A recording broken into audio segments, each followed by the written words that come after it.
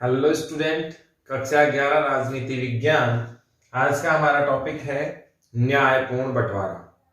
न्यायपूर्ण बंटवारा में हम बात करें तो वे सभी संसाधन, वे सभी वस्तुएं या वे प्राकृतिक उपलब्ध संसाधन हो, कृत्रिम हो, सामाजिक हो।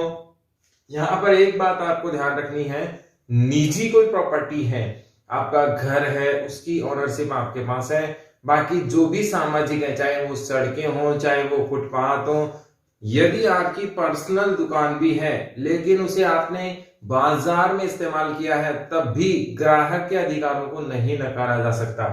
तो इस हिसाब से हम न्यायपूर्ण बंटवारे की बात कर रहे हैं। इसमें निष्पक्ष और न्यायपूर्ण कानून व्यवस्था होनी चाहिए। जैसे कानून के समक्ष सभी कैसे होंगे?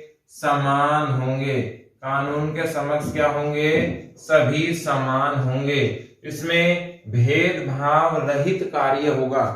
जाति, लिंग, वर्ण, धर्म, संप्रदाय, भाषा, इसका कोई किसी प्रकार से भेदभाव नहीं किया जा सकता है। बिना किसी भेदभाव के सबके साथ सिमिलर व्यवहार किया जाएगा। यही क्या है? कानून के समक्ष समानता का व्यवहार है। इसमें हम आगे और देखें तो न्यायपूर्ण कानून व्यवस्था तो है ही है, निष्पक्षता भी इसमें होना बहुत जरूरी है। हमने यहाँ आम और खास आदमी की अवधारणा की बात करते हैं। आम और खास आदमी। खास आदमी की परिभाषा हम देखते हैं। आम आदमी तो हम जानते हैं, वह सामान्य आदमी जो कानून की परिधि में रहकर अपना जीवन यापन करता है, 2 वक्त की रोटी के लिए कार्य करता है, सादा जीवन जीता है, या यूं कहें डेली वेजेज के कार्य में विश्वास रखता है, गवर्नमेंट नौकरी छोटी मोटी करता है। क्या है? आम आदमी है। खास आदमी कौन से हैं? जो समाज में रसूखदार हैं, पावरफुल हैं, पैसे की ताकत है, मैन पावर है, पॉलिटिकल अप्रोच है, ये सारी चीजें। इसमें हम आगे देखें तो खास आदमी साइड से काम करता है। जैसे ये पैसे के दम पर सिस्टम को बदलना चाहता है। पैसे के दम पर सिस्टम को क्या चाहता है? बदलना चाहता है। अपने हिसाब से हर चीज को ये एडजस्ट करना चाहता है। तो ये क्या करता है? जैसे मान लीजिए अभी MBBS की सीटों की बात करें, ये हम जानते हैं डॉक्टर के लिए कोर्स होता है, और इसमें से जैसे किसी जगह 45 सीटें हैं तो यहाँ पर भी 5 सीटें डोनेशन से पैसे देकर अगर हो रही हैं तो ये खास आदमी बहुत आसानी से इसे प्राप्त कर लेगा। जैसे कोई सार्वजनिक काम हो रहा है तो भी यह खास आदमी अपने पैसे, प्रॉपर्टी, पावर के दम पर या मैन पावर के जरिए या राजनीतिक अप्रोच के जरिए इस आम आदमी का हक खा जाता है। तो कहीं ना कहीं ऐसा ना हो, इसको रोकने के लिए जो कार्य किया जाएगा वो क्या है? न्यायपूर्ण बंटवारा है। फॉर एग्जाम्पल हम और देख सकते हैं इसमें, यदि हम गांव की बात करें तो गांव में पेयजल व्यवस्था आज से 10-20 साल पहले नलकूपों, कुएं से थी। पानी की व्यवस्था किससे होती थी? कुएं से होती थी। और हम जानते हैं कुआं कैसा होता था? सार्वजनिक होता था। हम जानते हैं कास्टिज्म है हमारे यहाँ, कास्ट सिस्टम बहुत खतरनाक हो रहा है। और इस कास्ट सिस्टम में हम जानते हैं कि उच्च जाति निम्न जाति का सिद्धांत हमारे यहाँ बहुत जबरदस्त चलता था। उच्च जाति और निम्न जाति में झगड़ा चलता था। निम्न जाति के लोगों को इस कुएं पर आने की परमिशन नहीं होती थी, और समाज में क्या था? वर्गीकरण हो गया था। एक प्रकार से जो बंटवारा कह सकते हैं वह पाया जाता था। यह बंटवारा अच्छाई का ना होकर किसका था? बुराई का था। उच्च जाति के लोग समाज में बहुत अच्छे इलाके में रहते थे, संपन्नतापूर्ण रहते थे। कुल मिला के कहा जाए तो संसाधन चाहे प्राकृतिक हो चाहे वो सामाजिक हो, इन पर उच्च जाति के लोगों का ही पूरा पूरा कब्जा हुआ करता था। निम्न जाति के लोग इसमें शामिल नहीं हो पाते थे। तो जो निष्पक्ष न्याय है, निष्पक्ष जो संसाधनों का बंटवारा था, वो संभव नहीं हो सकता था। आगे हम देखें कानून व्यवस्था। तो पहले हम देखें हरियाणा में खाप पंचायत पाई जाती हैं। याद रखना है, राजस्थान पुलिस ने यह सवाल पूछा था, खाप पंचायत कहाँ पाई जाती है? तो ये कहाँ पाई जाती हैं? हरियाणा में पाई जाती है। और आप जानते हैं ये खाप पंचायत वैधानिक नहीं है, वैधानिक नहीं है, इन्हें कानूनी मान्यता प्राप्त नहीं है। कैसे? ये खाप पंचायत जबरन क्या बदलना चाहती हैं? सिस्टम को बदलना चाहती हैं, नियम विरुद्ध जाना चाहती हैं, और ये अपनी रोब रुतबा पावर समाज पर दिखाना चाहते हैं। समाज के कुछ प्रतिष्ठित लोग पूरे समाज के लिए नियम बनाते हैं, या ये कहते हैं कि हम कानून को नहीं मानते, हमारे लिए कानून क्या है? अलग चीज है। या यूं कहें हमारा पावर क्या है? ज्यादा है। हरियाणा में ये खाप पंचायत प्रसिद्ध इसलिए आई थी क्योंकि जो कपल्स मैरिज कर रहे हैं, अपनी मनपसंद शादी कर रहे हैं, उनके विरुद्ध जाने की बात इस खाप पंचायत ने उठाई थी। बहुत जबरदस्त तरीके से ऑनर किलिंग हुई थी, जिसमें प्रेम विवाह के जोड़े को मार दिया जाता है। तो ये भी क्या है? न्यायपूर्ण कानून व्यवस्था को कहीं ना कहीं ठेंगा दिखाने वाली बात है। इसमें हम स्पष्ट रूप से देख सकते हैं कि कानून व्यवस्था न्यायपूर्ण होनी चाहिए। कानून का पूरा उपयोग हर हाल में सिस्टम के अनुसार होना चाहिए, बिना भेदभाव के साथ होना चाहिए, क्योंकि हमारे यहाँ समानता का अधिकार है।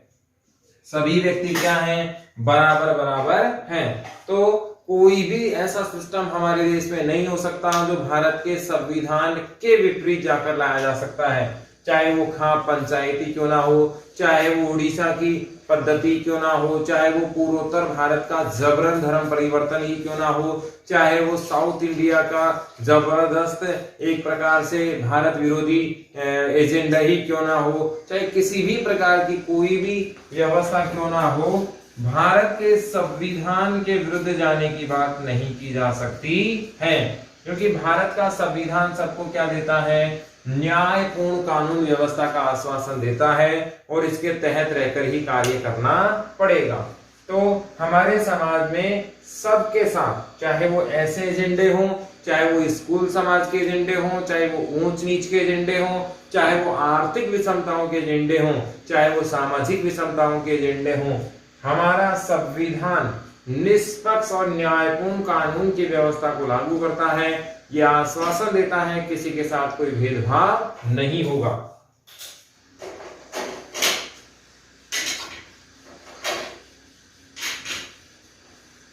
इसके बाद देखें वस्तु और सेवाओं का न्यायपूर्ण बंटवारा। अब जैसे फॉर एग्जांपल देखें सेवाओं में कौन कौन सी चीजें आती हैं। सेवाओं में हम देख सकते हैं, वस्तु और सेवाओं में देखें तो वस्तु और सेवाओं का न्यायपूर्ण बंटवारा होना चाहिए। इसमें हम देख सकते हैं हॉस्पिटल, स्कूल और भी बहुत सारी, जैसे ट्रांसपोर्ट है, ये सारी चीजें हमारे सार्वजनिक सोशल डिपार्टमेंट का काम है, सामाजिकता का काम है। वस्तु और सेवाएं, वस्तु वे होती हैं जो बाजार में उपलब्ध हैं, जिन्हें पैसा देकर लिया जा सकता है, क्या कहलाती हैं? वस्तु कहलाती हैं। फॉर एग्जाम्पल प्रारंभिक काल में वस्तु विनिमय पाया जाता था, जो हमने 10th क्लास में पढ़ा था। वस्तु विनिमय क्या होता है? वस्तु के बदले हम क्या देते थे? वस्तुएं देते थे, और वस्तुओं के जरिए आदान प्रदान या व्यापार होता था। उसके बाद हम देखते हैं सेवाएं। विद्यालय आपको सेवा दे रहा है, हॉस्पिटल आपको सेवाएं दे रहा है, बहुत सारी फैसिलिटीज आपको प्रोवाइड करवाई जा रही है, रेलवे है, बसें हैं, एयरपोर्ट हैं, वे सारी चीजें जहां आप पैसा देकर वस्तु ना लेकर कुछ ना कुछ प्राप्त कर रहे हैं, तो वो सब क्या है? सेवाओं के क्षेत्र हैं। वकील आपको एडवाइस कर रहा है, कानून का सेवा क्षेत्र है। टीचर आपको पढ़ा रहा है, सेवा क्षेत्र है। हॉस्पिटल आपको मेडिसिन दे रहा है और आपको तैयार कर रहा है, शारीरिक फिटनेस प्राप्त हो जाएगी वहां से, तो ये भी सेवा क्षेत्र है।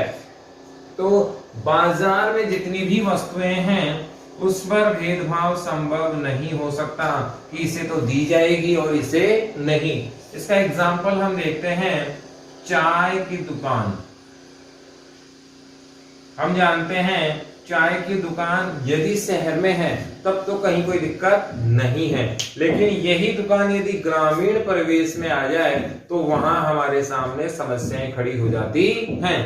कैसे समस्याएं खड़ी हो जाती हैं? वहां पर हम देखते हैं कि एक उच्च जाति का और एक निम्न जाति का व्यक्ति आता है, एक उच्च जाति का और एक निम्न जाति का। तो इसमें जब कप होंगे उसमें भेदभाव होगा, खाने की प्लेट्स में भेदभाव होगा, एक साथ बैठने की व्यवस्थाओं में भेदभाव होगा और नजर आएगा।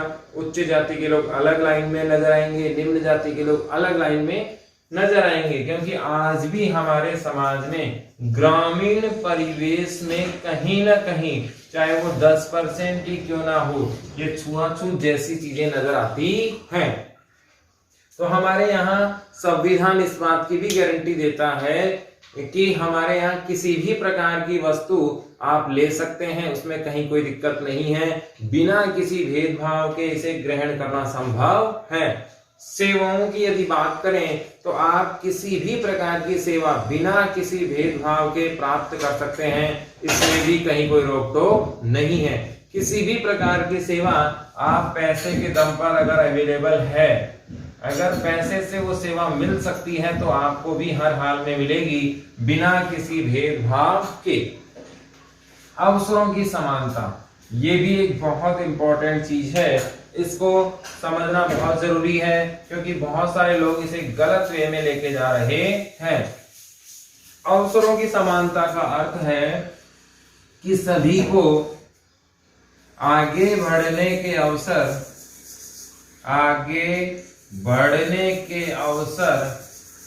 समान रूप से मिले। सभी को आगे बढ़ने के अवसर कैसे मिले? समान रूप से मिले। वो भी कैसे? बिना भेदभाव।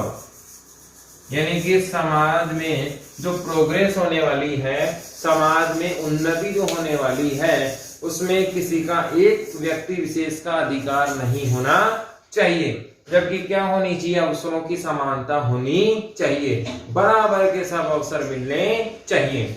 अब इसको ऐसे रिप्रेजेंट करते हैं कि एक उच्च जाति का व्यक्ति है और एक निम्न जाति का व्यक्ति है। उच्च जाति के व्यक्तियों के पास अवसर क्या होंगे? ज्यादा, और इसके पास क्या होंगे? अवसर कम। क्यों ज्यादा होंगे? क्योंकि ये पावरफुल है, पैसा है, सुविधाएं हैं, समाज में रुतबा है, सारी चीजें फेवर की हैं। ये यहाँ सारी चीजें विरोधी हैं। पैसा नहीं है, पावर नहीं है, स्टेटस नहीं है, सोसाइटी में इमेज नहीं है, अवसर भी ज्यादा नहीं मिलेंगे। इन सब के बावजूद इन दोनों में यदि कंपटीशन होता है तो यही क्या है? अन्याय है। इसके लिए क्या व्यवस्था की गई है? आरक्षण किया गया है, आरक्षण, रिजर्वेशन किया गया है। अब बहुत सारे लोग इस रिजर्वेशन का क्या करते हैं? विरोध करते हैं कि रिजर्वेशन नहीं होना चाहिए, रिजर्वेशन समाज के लिए सही चीज नहीं है। ऐसा नहीं है कि रिजर्वेशन गलत है, रिजर्वेशन को लागू सही नहीं किया गया है, बस इसमें यह अंतर आना चाहिए। आरक्षण पे जब टिप्पणी लिखने का काम होगा, जब आरक्षण के बारे में आपसे पूछा जाएगा, तब ये बातें काम आएंगी।